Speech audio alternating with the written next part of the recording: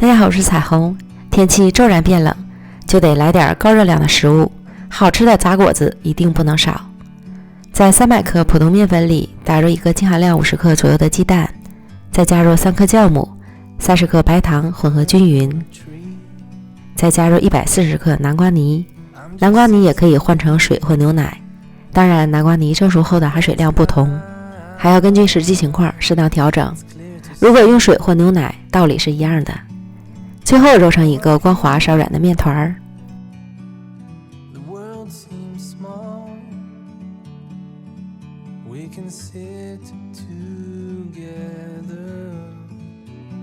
盖好，放到40到50度的温水锅中醒发半小时。再来准备30克面粉，加入15克油拌匀。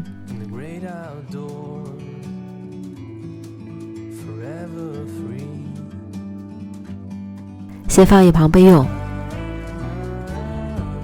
面团醒发到这种程度就可以了。加入油酥面，揉均匀至完全融合。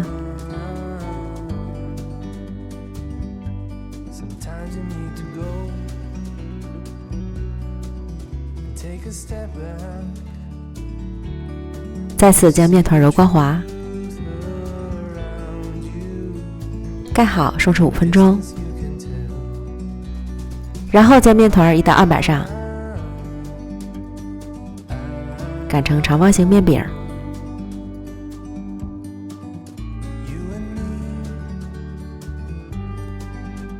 厚度在1厘米左右，再按自己喜欢的形状大小分割成块儿，我切的是菱形的小块儿。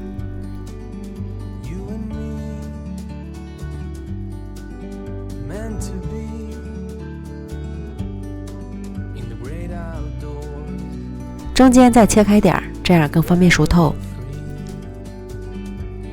留出足够的空隙，依次摆好，盖好保鲜膜，再醒发至体积明显变大，拿起来手感发轻就可以了。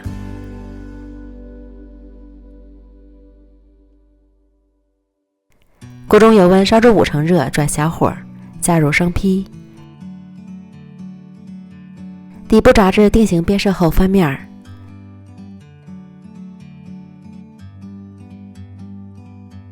另一面炸至变色就要勤翻动，这样受热更均匀。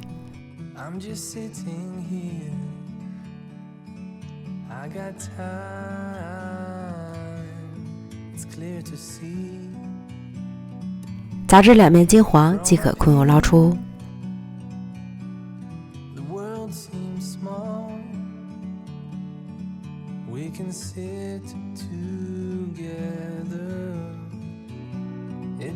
这样简单好吃的南瓜果子就做好了，外皮酥，内里超柔软，吃起来口感微甜。